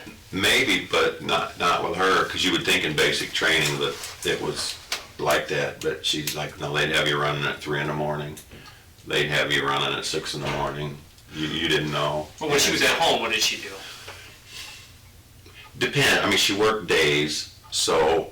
What was her work day, like time period? It's maybe 6:30 in the morning till 5 at night. Okay. Sometimes longer, sometimes a little less. But there was a couple of times she ran it at night. I go, Kate, I think it's against the law to run at night. Well, I know you're not supposed to ride your bike, but it was a little, it was dark. I'm like, I don't think you should. I guess the law is just dangerous. But yeah, and I don't know, maybe she had, like I said, she had regular running gear, so maybe she had reflectors and stuff. I don't know, like I say, But you being at home, I would imagine that, she's at home with you. So you're up in the morning, she goes, hey, I'm going out for a jog. You go, okay. And you're like, yeah, it's 7 o'clock in the morning. Or, you're putting the kids to bed. She's like, I'm going out for a jog. And it's, 9 o'clock at night. Is there like a routine or some not kind really. of time? Like I said, with her work schedule, the last few weeks she's been working days, but sometimes she works the later shift where you don't get off till 10:30 or so. You work like 12 to 10 or something, because her days were always pretty long. And so sometimes she'd run in the morning. She wanted to get her run in at some point, is how she always looked at it. This section exposes the growing conflict between the emotional reality of Shadwick's situation and the image he presents to detectives. Asked about the marriage before Kate's apparent involvement with another man, Shadwick describes it as very, very, very good. The emphasis is striking. He believed Kate's messages suggested more than friendship, thought she had made a decision about their future, and had already discussed separation. The marriage may once have been happy, but his absolute language leaves little room for ordinary tension or unresolved conflict. A similar pattern appears when detectives ask whether Kate had ever become physical with him. Shadwick initially answers, "No, not really." When challenged, he recalls a years-old incident involving a piece of his pottery. He then immediately minimizes its significance, explaining that it may have occurred before they were married, and insisting that Kate was not violent. This does not establish a pattern of violence by Kate. It does, however, demonstrate Shadwick's tendency to begin with a broad denial, disclose a limited exception when questioned, and then reduce its importance. Shadwick also describes himself as more of a yeller, although he quickly clarifies that he never physically touched the children. Detectives use this admission to revisit the early morning conversation before Kate disappeared. If he sometimes raised his voice under the ordinary pressure of parenting, did he raise it during a confrontation about the possible end of his marriage? Shadwick says no. According to him, even after discovering the messages, their conversation afterwards remained focused on Kate's career, resume, and future plans. Once again, the circumstances appear emotionally volatile, while his reported reaction remains almost perfectly controlled. The detectives attempt to normalize anger. They explain that married couples argue and raise their voices. One detective even refers to his own marriage, giving Shadwick a safer opportunity to acknowledge conflict without making that conflict inherently suspicious. He still refuses. "What are you going to fight about?" Shadwick asks. He had seen the messages. Something had apparently occurred, and there was nothing he could do. This fatalistic language becomes a central feature of his account. If the outcome was inevitable, he does not have to describe what he wanted, feared, or felt he was losing. When detectives describe the helplessness of having no control over the most important parts of his life, Shadwick immediately redirects the discussion toward the children. Kate would never keep them from him, he says. Rather than discuss losing Kate or the marriage, he returns to his identity as a father. Shadwick's position becomes more complicated when detectives ask whether he has moved on. He denies finding or looking for someone else, but when asked whether he had accepted that Kate was no longer committed to the marriage, and that perhaps neither of them was, he answers, "Yeah." The detective then characterizes this as being emotionally checked out. Shadwick does not clearly accept that description. Instead, he says he loves Kate, considers her his best friend, intended to make an effort to get her back, and wasn't gonna walk away. This is not necessarily a contradiction. It suggests that Shadwick may have intellectually recognized that the marriage was failing while remaining emotionally invested in saving it. The detectives eventually confront his demeanor directly, remarking that he appears remarkably unaffected by everything happening around him. Shadwick finally admits, "I'm not okay. It hurts." He describes sleepless nights spent worrying about what was happening. Almost immediately, however, he returns to the same rationalization. Anger would accomplish nothing. Investigators then construct a resentment narrative for him. Shadwick put his career on hold, cared for 3 children, and supported Kate while she was away. She then returned with an apparent relationship that threatened their marriage. By framing anger as understandable, detectives appear to be offering him a psychologically safer path toward admitting an argument. Shadwick refuses that path as well. He even minimizes how difficult caring for the children had been and insists he would make the same sacrifices again. This may reflect genuine devotion or unusual emotional restraint, but it also preserves an exceptionally favorable image, the supportive husband who endured rejection without anger and continued wanting the best for the wife who appeared to be leaving him. None of this proves Shadwick harmed Kate, but it leaves detectives with a credibility problem. His account requires them to believe that a man facing possible betrayal, rejection, and the collapse of his family responded with almost uninterrupted composure, and the more permission they give him to admit anger, the more determined he appears to deny that anger ever existed. Well, what kind of strikes me as odd is that you guys had this conversation. First go out in the bar. You guys get home about, what'd you say, 1:30 or so? Well, we left at last call, which is 1:45. Okay, so you get home about 2. Maybe, at the probably latest. before, but yeah. You get home about 2. you're doing your nightly routine, brushing your teeth, using the bathroom, you find out that she's been texting, and you have this long conversation. Well, that happened quite a bit later in the evening too, though. Okay. That didn't happen when we got home. We just kind of talked, and then it was a little later, and that's when, like I said, I was brushing my teeth. She was using the. Well, that's the kind of relationship we had. I'm brushing my teeth, and she's using the bathroom, and texting, you know. And like I say, she had a few glasses of wine, so maybe she wasn't thinking about what I'm doing. I don't know. Okay. So then, after all said and done, she then goes for a run without any sleep. Yeah, pretty well. Does that strike you as odd? Not really, because she said what you gotta figure, when she was doing all her military training, they'd have roll call at 10, and they'd have roll call at 8, they'd have roll call at 10, and then they'd go run at 12. I mean, I think their schedule is pretty weird, and that's what she was used to doing. Like, she didn't want to sleep more. She had a lot of problems sleeping, just because of when you're in the military, they don't let you, very seldom do you get to sleep 8 hours. I mean, they're on you, because she used to say. She would have been up like 24 hours, though. I mean, that's kind of, you know, in police work, I've been up for 24 hours, and I'll tell you what, at 24 hours, you start kind of hallucinating a little bit, too, and seeing things. You know, it's very hard to stay up that late. It's not really, you have to force your body to do that. That's not a normal thing. You're saying you slept for like that hour. If that, I mean, and she did too.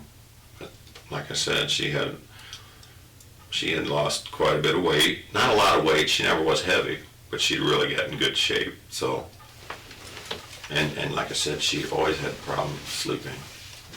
She had problems sleeping? Yeah. How so? Well, I mean, she just wouldn't sleep for more than a couple hours at a time anyway. I mean, even before basic and everything? Yeah, a little bit. I mean, she had always, because she would take those sleep aid things every now and then too. I mean, you just buy them at the Walmart. They're like $1, you know, for, I don't know what's in them, but she would, every now and then, she'd try to take those to sleep, but. So she goes out running. You said she left at what, about 6:30 or so? Yeah, around 6:30. So then you slept for about an hour, from about 6 to 7.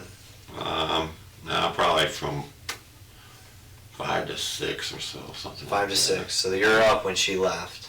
Yeah, I was up. And she didn't sleep at all with you? She wasn't. She lay down in bed with me. Yeah. You don't think she slept, or you not know? I don't know. I know. I definitely dozed off for a little bit. Okay, and then you wake up when she left to go running? Well, we both woke up, and she was up. She was up for a little bit, and then like 20 minutes, half hour later, she went running. All right, so then she went running. So then you're milling about the house. You let the dog out at some point, you said, as well. Yeah. And then you decided at about 8:30. No, about 7:30. I got gas, and then went to Jewel, something like. So then got back. Definitely. Yeah, and then got back. 8:30. Right, and then.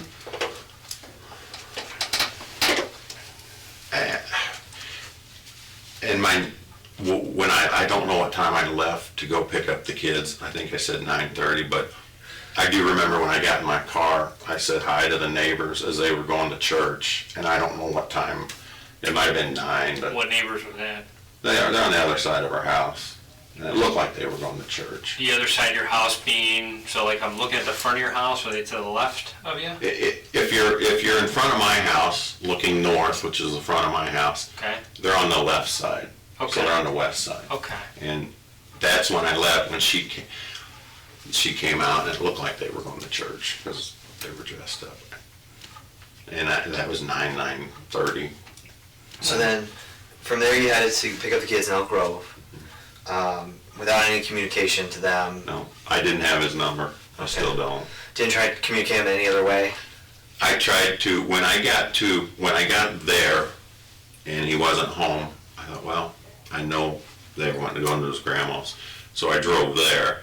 When I got to his grandma's, or Kate's grandma's, I texted her sister, because I don't have her number either, but I texted her and asked her what her dad's number was, because I was going to call him and say, well, where are you? Do I stay here and pick him up, or I come back by you? But I never got anything back, so. Okay. So we check all like the phone records and triangulation and everything. They'll come back to kind of that situation. I got it right here. Okay. So once then you get to. And I called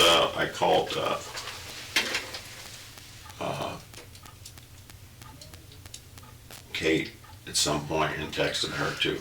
Okay. Thinking that maybe she's back from her run. At 9:30.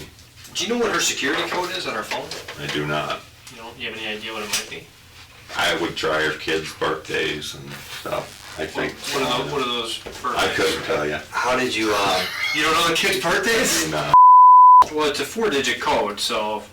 Right. So. You know. 08, 16, or how? I don't know. I don't know her code. How are you able to read her text messages on her phone? When she's texting, Uh-huh. and then as you can see, you leave it open. So she left it open? Yeah, you got to push your little button, then it's locked. Okay. So when she had it open and she's doing that, She set it down on the sink. so she's going to the bathroom and then sets it down in the sink, Right. and then you grab the phone to take a look at it? I look at it. Okay, so you grab And the I phone, see you take a the look text. at it, and then what does she do? I would imagine, like any normal She- human being, somebody well, takes her phone and starts looking through I it. think the first thing she didn't really say anything. She didn't really say anything. I just looked at the text and then I went in the living room, or actually I went out on the front porch With her phone? with her phone. And she's just letting you She do this? doesn't do anything. I think at that point it was just, well, what it is. And I wasn't. And then I was out there for maybe, I don't know how, not too long, and I brought the phone back in. And Do you have the text message that you sent, actually that was on her phone, right? Do you have any text messages from your phone to this other guy? Do you have his number? I would imagine that it would be on her phone. Did you jot down his number? No? So you could call him, or? no, what was, like I said, I texted him, leave my wife alone, and some other things I'm sure too, Well, other things being what? Because when we talked to him, I'm going to bed with my wife right now, stuff like that. because when we talked to him, I don't want to have, another police report that he was getting death threats from No, anything like that. absolutely not. Absolutely not. I texted him nothing other than. But I'll tell you what though, if you did threaten him, I can totally understand that. I did because not. I'm just saying, Okay. if somebody was, You get his, I'm sure he has the text I sent him, and I promise you there's nothing other than I'm going to be sleeping with my wife. so it's tonight. more like just kind of poking the bear, if you will, trying to, Yeah, exactly. I'm here, you're not, too bad, so sad. Because Okay. tell you the truth, if I saw that, I would have thrown that phone and lost my mind. Absolutely. $500 phone. I wouldn't have cared at that point. It may cross your mind, but $500 phone. Well, and I mean, the fact that she's allowing you to take her phone too, I mean, that's a very private thing. Yeah. You know what I mean? Most people, women in particular, are very private with their stuff. Cell phones kind of like, it's almost like jewelry and other stuff that women are very protective about, and they don't want to necessarily let somebody just walk off with that, It just seems very, I guess, improbable to me that she would at least say, hey, what are you doing with my phone? Who are you going to go text? I don't want you sending that kind of stuff out. Oh, didn't say a word. I think it was just, here's what it is. Well, it says here I called her at 9:30 that I wanted her dad's number to go pick up the boys. Can I read it? Okay, this is to Kate.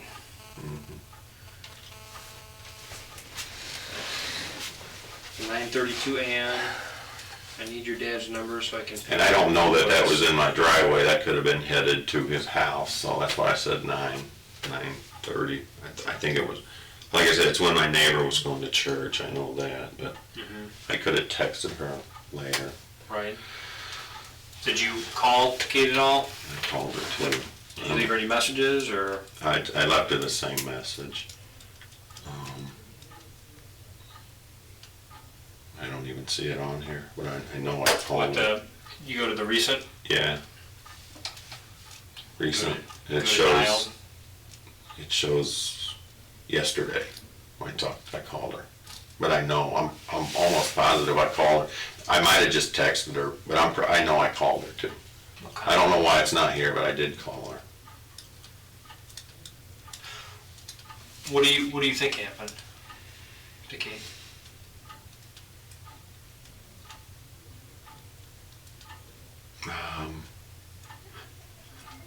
I think she was jogging, possibly a car. But where she jogs, I don't see how that's possible. But the fact that I'm here tells me that it's probably something maybe worse than that. And I don't want to think about that, so I don't have a clue. I want to know, but I don't. If you want to know, you're going to have to hear kind of some hard details. And I don't know if that's something you're prepared to hear or not, or... I mean, this is the worst part of our job, is to sit here to talk to you about this, but again, we got to rule out all the possibilities. You know, and quite honestly, the circumstances that she was found, it doesn't seem plausible that she got struck by a car. So the fact that, you know, she was found deceased... You know, that's true at any time. Let me ask you this, Mr. King. Do you think good people can do outrageous things sometimes? No, I think evil is evil. But do you think you can be a good person and make a mistake? Absolutely. It depends on what the mistake is. Because Kate is basically a living example of that, right? What, is she a good person? What mistake did she make? Well, in terms of the other guy. You know what? I tell you what, a relationship with some other guy right now seems pretty trivial to me. You know? Was there any type of incident that happened at the house at all between you guys? None. Any kind of You accident? can go in my house and look. There's Any kind of nothing. accident, anything like that? No, nothing. Where she might have fallen, or you guys are after the bar, had a little bit too much to drink, and one of those things where somebody falls and gets injured, and No. it's kind of one of those oh shit moments. What do I do? Nope. 100% no. So nothing like that at all. No. Not at all. Because, you know, it's understood that you guys had some very significant differences, you know, all the way up and Sure. just before she died. And, you know, the reasonable person would say, hey, you know, well, maybe it's something between those two. Maybe something happened and it just got out of control, and, But it didn't. you know, nobody ever meant for anything to happen, and no one ever does. It's one of those things where you know... Absolutely, positively, You know... did not happen. I would never lay a hand on her and have never laid a hand on her. No, Not one time. We're not, Mr. King. We're not saying that you have laid Well, a hand or anything like that, no, because but the bottom line is, you know what? If you had, you think we would have heard about that, right? I would have heard about that from somebody. Somebody would have said, you know what? He's got a heavy hand. He's got a quick temper. That guy's just a total and complete jerk. You know, he beats all of his women. I'm not hearing that. Okay, I don't think that you're the type of guy to beat his wife. I don't. Okay, but I do understand that there are times when people get into arguments, disagreements, and tensions get really, really high. Okay, and sometimes when that happens, things occur that you don't even intend to have happen. And accidents happen all the time. You hear it all the time. The father that leaves his kid in the car, and he totally forgets that his kid's in the car, and he goes to work, and he comes out and his baby's dead. Is he a bad father because he forgot because he made a mistake, because he forgot to take his kid out of the car, because he normally doesn't take that child to daycare, and totally forgot that he was in the car. I mean, no, it's not a bad person. That's a good person that made a mistake. You know, one of those things that just happens. That's an awful bad mistake to come back from. It's an awful bad mistake to come back from, but it's a mistake. It's not one of those things that... I don't know if I'd call that a mistake, is breaking somebody's car windshield with a golf ball. Well... Putting your baby in a hot car. I don't know, but maybe absent-minded, possibly, I don't know. But I know that if I did that, it would run my life forever. I'd never recover from something like that. So you said there's nothing that occurred at the house. There's nothing at all? Nothing at all. Okay. And I know you care deeply, for your wife, and your emotions have shown that here, that you're upset, obviously. But, I mean... I know what it looks like. Well, I was going to say... That's what my dad said. I told him, I have nothing to hide. Well, and we don't want you to feel responsible for her death if you're not responsible. But if you are responsible, now's here in the time to tell us. I am 100% not responsible, and I would never remotely hurt that woman. Never. I wouldn't. I've never pushed her. I've never slapped her. I've never laid a hand on her. In my 12 years with her, I have never done anything remotely physical to her. I have never, it's never happened. Not one time, never, 100% no. Has she? Not really. She's slapped my shoulder or something. She's not physical. There's no physical. There's nothing.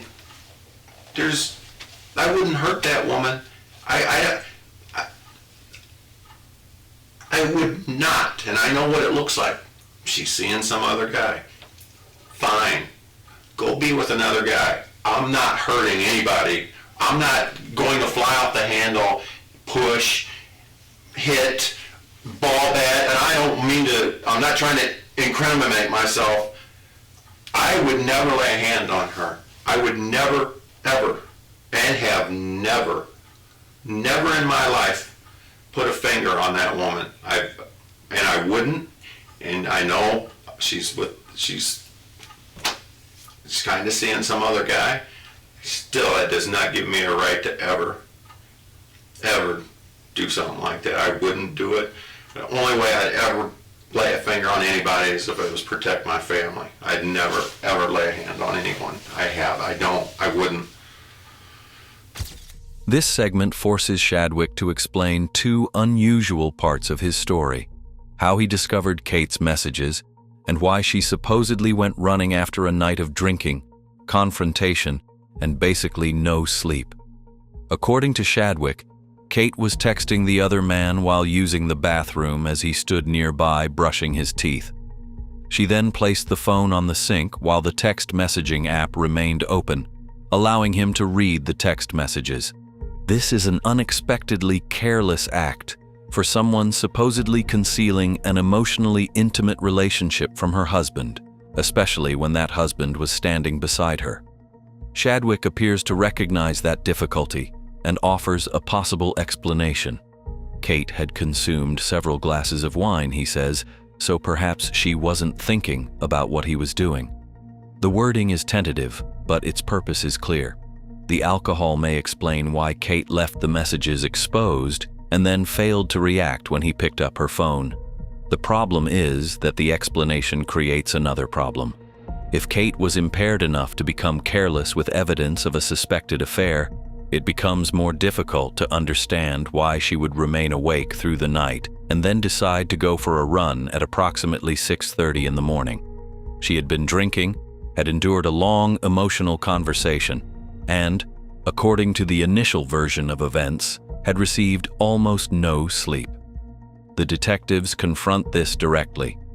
Shadwick initially says that it did not strike him as unusual because Kate had become accustomed to irregular sleep during military training. He explains that the military kept unusual hours and seldom allowed 8 uninterrupted hours of sleep. But sleeping fewer than 8 hours is very different from staying awake for nearly an entire day and then going running. When a detective makes that distinction, Shadwick acknowledges the point. Moments later, however, his account begins to shift. First, Kate had essentially gone running without sleep. Then Shadwick says that he slept briefly and that she did too. He supports this by saying she had always experienced sleeping problems, had become physically fit, and occasionally used over-the-counter sleep aids. But none of these details clearly establishes that Kate routinely remained awake for 24 hours before going for a run. Occasional use of a sleep aid does not, by itself, demonstrate chronic insomnia, and military sleep deprivation does not necessarily make this particular sequence ordinary. When detectives ask for clarification, Shadwick says that Kate lay in bed beside him, but he does not know whether she actually slept. Shortly afterward, however, he says, "We both woke up," before explaining that Kate remained awake for another 20 or 30 minutes and then went running. This creates a noticeable progression. Kate begins as someone who had not slept. She then becomes someone who may have slept while lying beside him. Finally, Shadwick describes them as both waking up, language that appears to place her asleep with him, even though he had just said he did not know whether she slept at all. It is possible that "we both woke up" was only casual phrasing, meaning that they both became active or got out of bed. Fatigue can also make a person's memory imprecise, but this uncertainty concerns a crucial point in the timeline. If Kate was asleep beside Shadwick, that helps explain why she had enough energy to run and also places her alive inside the house closer to the time she allegedly left. If she never slept, her decision to go running becomes substantially more unusual. The phone explanation and the sleep explanation therefore work against each other. Alcohol is introduced to explain why Kate was unusually careless with her phone. Military conditioning, physical fitness, sleeping difficulties, and possibly a brief period of sleep are then introduced to explain why that same exhausted woman was capable of running shortly afterward. No single explanation is impossible. What makes the sequence significant is how rapidly the justification changes whenever detectives expose a weakness. Rather than beginning with one clear recollection, Shadwick appears to assemble a series of possibilities around each inconsistency, and by the end of the exchange, detectives are left with a remarkably unlikely sequence of events. According to Shadwick, Kate was exchanging messages with another man that he believed were romantic, yet placed her unlocked phone on the sink, with those messages still visible to her husband. Then, after a night of drinking and either no sleep at all or, at most, approximately 1 hour in bed, Shadwick expects detectives to believe that Kate still had enough energy to leave the house and go for a run. Again, none of this is physically impossible. But each new difficulty requires a new explanation, and the more Shadwick explains, the less coherent the complete story becomes. Why didn't you call when she didn't return home after that long? Why didn't you call? Gone for a couple hours, I don't know. Is that normal though? Is normal behavior for her to be gone for a couple hours after a job? I don't keep tabs on her. I don't follow her around. I did grab her phone and look at messages, but she doesn't have to account, and has never accounted to me for what. But you said when she goes out on runs at night, you get worried about her. I do, absolutely. So obviously you're concerned with her safety at night. Absolutely. So if she's gone for 2 hours during the day, which is kind of not very normal for anybody to do, why didn't you give us a call? My wife went jogging and she's been gone for 2 hours. People call us when their dog is missing. People call us when, stranger things have happened. Like I said, to me, I went on bike rides for 2 hours. If she runs down to the river and walks the river path for 2 hours, well, I guess I never thought of, oh, she's gone for 2 hours, I should call the But then you were gonna go pick up the kids, Yeah. okay? Because I wanted to be with my kids. Okay, so obviously, I mean, don't you think she wants to be with the kids too, and she wants to go pick them up? It's her father's house that the kids are at, right? I don't know. It's her grandmother that's the one that's, You know. in ill health and Right, things like that. right. So she would have wanted to come with to go pick up those kids and to see grandma and to do all She this could stuff. do right? all that when I got back. I wanted to spend the day with my kids. But is that, And I don't know what her plans for the day was. She was maybe going to run into her grandma's. you But- guys have the one working car? Yes. Okay. So, does it seem plausible that you'd go up there and get the kids and leave her? I mean, wouldn't she be included? I mean, why would you take 2 trips? Why would you go up there and, I guess that's what I'm trying to understand. Maybe you can help me understand And that. just wanted to be with my kids, like I say. That's all I got. I wanted to pick up my kids. It's Sunday, we always go do something, and that's what I wanted to do, and so I went to get them. I figured they'd be at her dad's. They weren't, and that's why I tried to get there early, and then it didn't happen.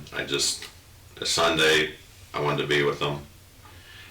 She, like I say, went running, and I don't know what her plans were for the rest of the day. I don't know if, like I say, through the text messages, I don't know if this guy was, but it sounded like he was going to be coming in town sometime, like for something to see her and this and that. Like And recently, like coming up? like for her birthday or something, and that's Winter. months away, like Okay. October or something. And also I don't know. So the text messages were basically about him coming up for her birthday? or they said something about the birthday or the wedding or something. So they were making plans to get together? Well, it sounded like it to me. Okay. But that's, like I said, once it reaches that point, what do? You live with it, and you go about your life, figure out what you're going to do, and figure out how you guys are going to divide up the kids. But like I said, she said she didn't want a divorce. And Because initially you said that she did want a divorce. no, So you misspoke earlier? I must have. Because she said she did not want a divorce, and she would not give me one or sign the papers. Did you want a divorce? I wanted to look into it. Definitely. I mean, I'm a man, I'm proud. Sure. So, yeah, I wanted to look into it. We had talked about it. She said, no way, I'm not signing the papers. So, She was throwing her relationship pretty much in your face. maybe. I think she was. I mean, you're brushing your teeth and she leaves a text message with her new boyfriend sitting there. Maybe you're right. Maybe she wanted to get, I think that's why she didn't even, she just was like, whatever. You know, and if my wife was throwing something in my face that flippantly, like she didn't care, my emotions would be through the roof. And that's completely normal. I think it'd be justified in any circumstance. I mean, you're Justified what? Well, I guess was I upset? Was I hurt? Yeah. But I guess Sure. that's just it, is that, you know what, I think you're trying to kind of shield how upset you were. It's okay to be upset, because Sure you know it is. what? Absolutely. But I wasn't that upset. Hey, honey. It's been going on for 4 weeks. That's a new, she's only been home for, 3-4 weeks, you know what I mean? I mean, you find all this information out after you've been towing the line for all that time, so she can get her career and all her shit straight, and she's gonna go, and Absolutely. she's gonna get her career, she's gonna go to The school. better her career, the better it is She's for going my like kids. she's going like this, and she's got this other relationship, and it's like, hey, you know what? I'm gonna have my cake and eat it too. You're gonna basically be the slave for me. You're gonna watch the kids. You're gonna do all this and that. You're gonna do all the hard work. I'm gonna go have fun. I'm gonna go ahead and make my career go through the roof, and then I'm gonna text this guy over here. I have 2 options, don't I? Live with it or get out. And That's your 2 options. right? There aren't three, there's two options. Live with it or move out. That's it. There's no other options. That's what you do. Done. And what did you want to do for real? Do you want to get out? Because I don't know any man that's going to say that I'm okay with, No, I'm okay with my absolutely wife not. being with some other man. I'm okay with my wife sleeping with some other guy.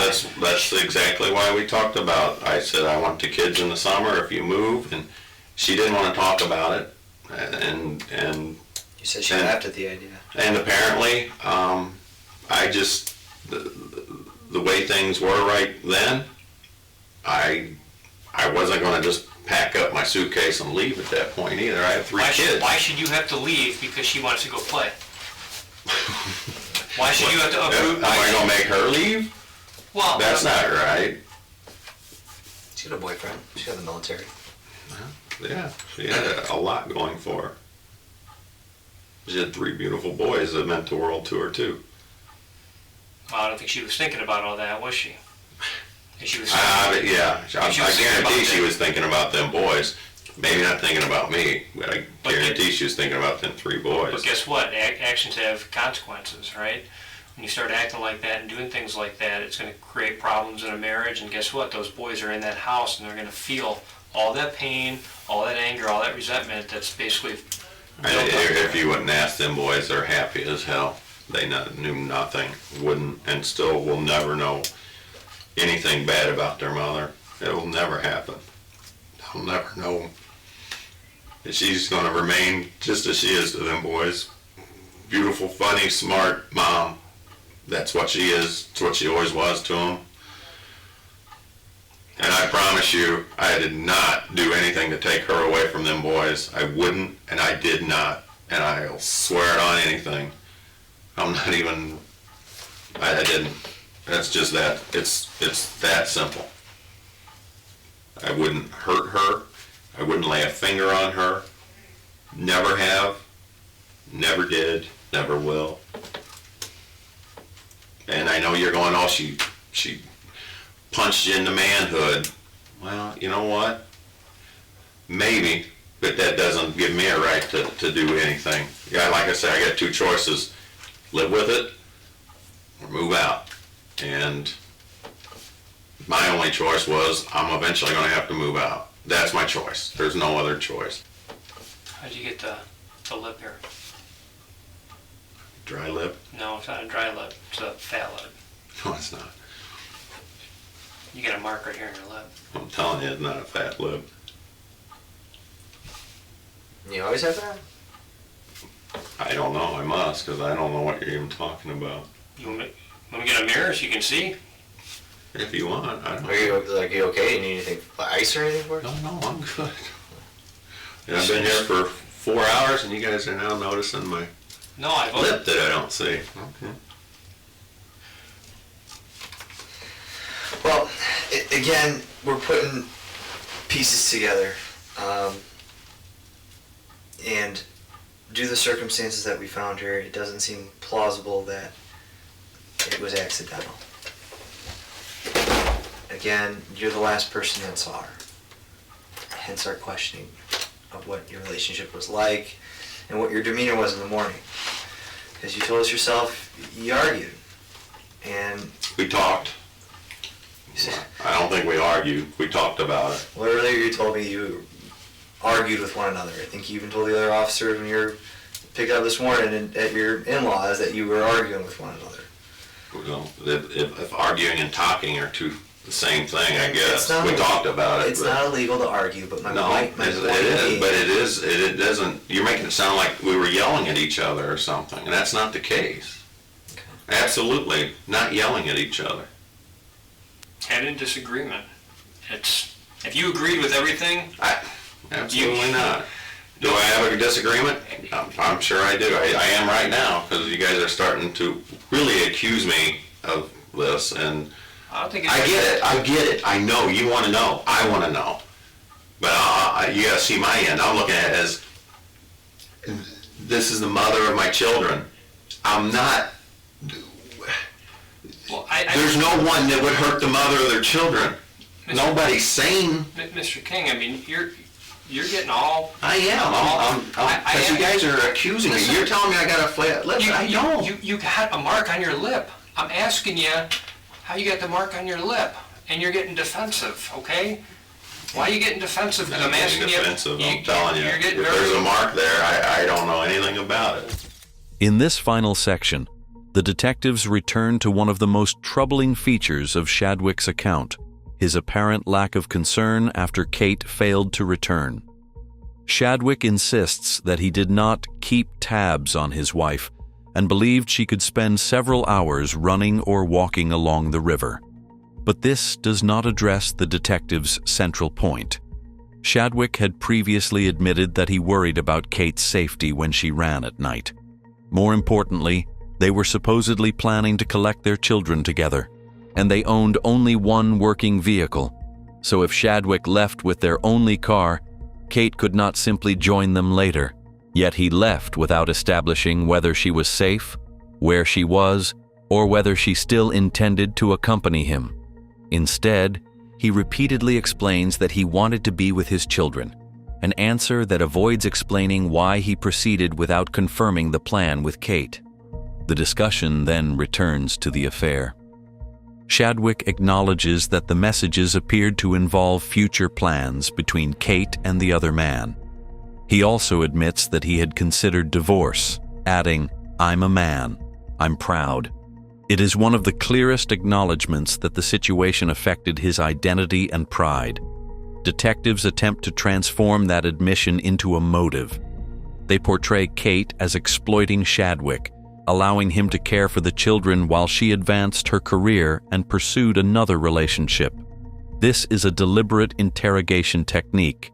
By validating his possible resentment, they offer him a psychologically acceptable explanation for losing control. Shadwick refuses it. He reduces the situation to two choices: live with it or leave. But when detectives suggest the couple argued, he retreats into semantics. They did not argue, he insists. They merely talked.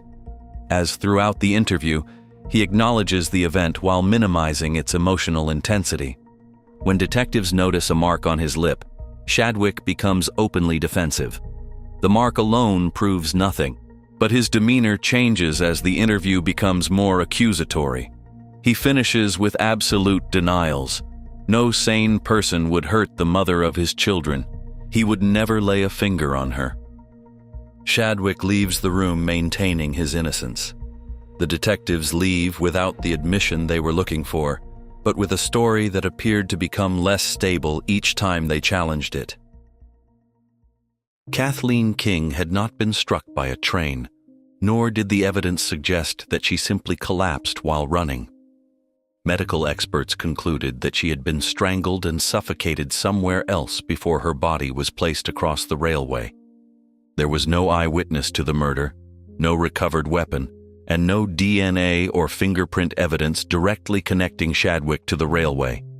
The case was circumstantial, but the medical findings, digital messages, narrow timeline, evidence of staging, and Shadwick's shifting account persuaded a jury to convict him of first-degree murder in March 2015. He was sentenced to 30 years in prison. If you found this breakdown valuable, please like the video, subscribe to the channel, and hit the notification bell so you don't miss any of our future videos.